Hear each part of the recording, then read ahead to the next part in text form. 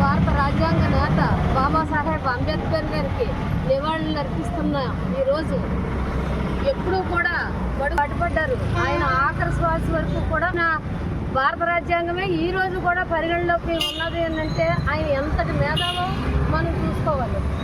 అలాగే ఆయన అన్ని ఆయన అడుగుజాడలో నడిస్తే భారతదేశం సుసంపన్నం అవుతుందని కూడా నేను ఈ సందర్భంగా తెలియపరుస్తున్నాను. డాక్టర్ సాహెబ్ అంబేద్కర్ ఆ రోజుల్లోన ప్రజలకు బ్రతకాలన్నా కష్టంగా ఉండేది.